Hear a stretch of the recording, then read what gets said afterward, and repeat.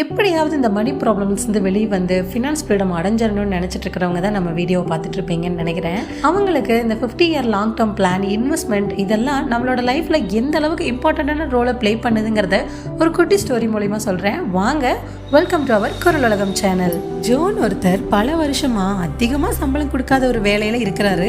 அந்த வேலை அவருக்கு அறவே பிடிக்கவும் இல்லை. ஆனாலும் தான் ரிட்டையர்ட் ஆகும்போது ஒரு பணக்காரனாக தான் ரிட்டையர்ட் ஆகணும் அப்படிங்கிறதுல ஒரு கான்ஃபிடென்ட்டாக இருந்தார்.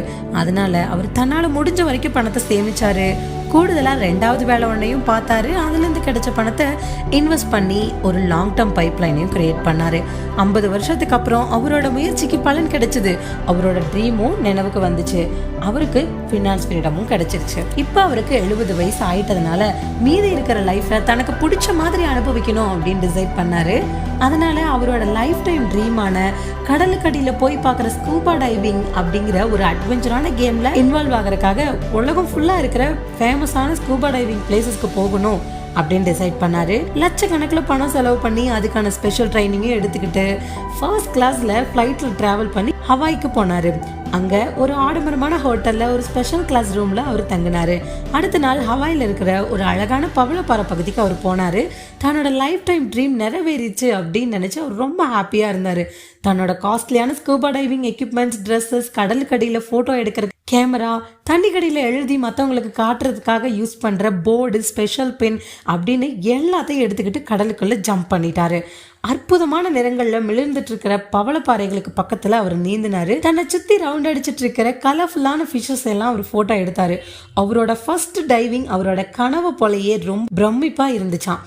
அந்த எக்ஸ்பீரியன்ஸை அடையிறதுக்காக அவர் லட்சக்கணக்கில் பணம் செலவழிச்சதை நினைச்சு அவர் கவலைப்படலை. அதுக்கு மாறா அவர் ரொம்ப ஹாப்பியா இருந்தாரு. திடீர்னு அவர் முன்னாடி நடந்ததை பார்த்து அவர் ரொம்ப ஷாக் ஆனாரு. அவருக்கு பக்கத்துல ஒருத்தர் வேகமா கீழே போயிட்டு இருந்த பார்த்து தான் அவர் ஷாக் ஆயிட்டாரு. இதுல ஷாக்கா இருக்கு என்ன இருக்கு அப்படின்னு கேக்குறீங்களா? அந்த நபர் ஸ்கூபா டைவிங் எக்யூப்மெண்ட் எதுவும் போடாம ஒரு சாதாரண ஸ்விம்மிங் ட்ரெஸ் மட்டுமே போட்டுட்டு இருந்தது தான் ஜோவோட ஷாக்கு காரணம். ஜோ தான் எடுத்துட்டு வந்த பலகையில வேக வேகமா எதையும் எழுதி அந்த மனுஷனை நோக்கி நீந்திட்டு போனாரு.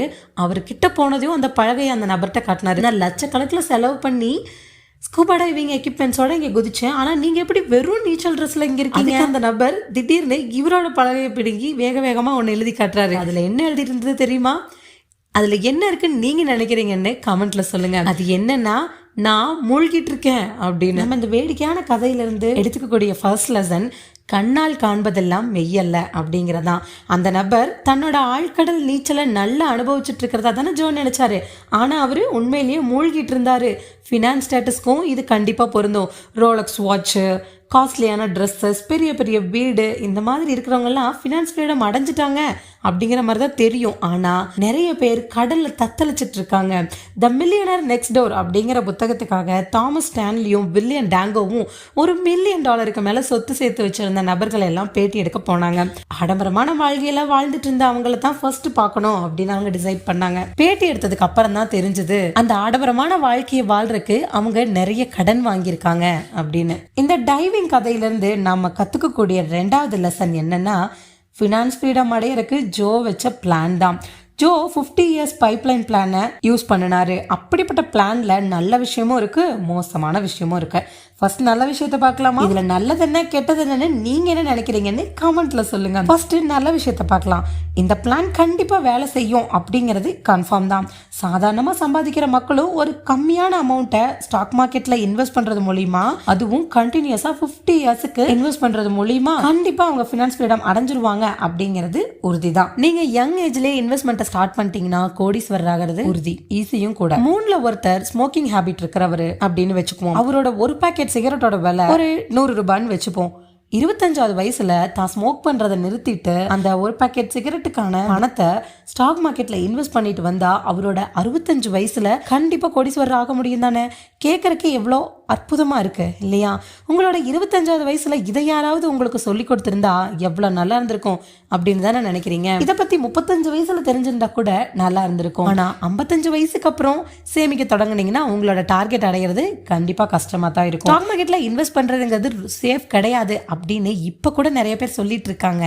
ஆனால் லாங் டேர்முக்கு பார்த்தா ஸ்டாக் மார்க்கெட்டில் இன்வெஸ்ட் பண்ணுறது கண்டிப்பாக நல்ல லாபத்தை கொடுக்குற ஒரு பைப்லைன் பிளானாக தான் இருக்கும். நிறைய பேர் 50 இயர்க்கான பைப்லைனை கிரியேட் பண்ணுறாங்க.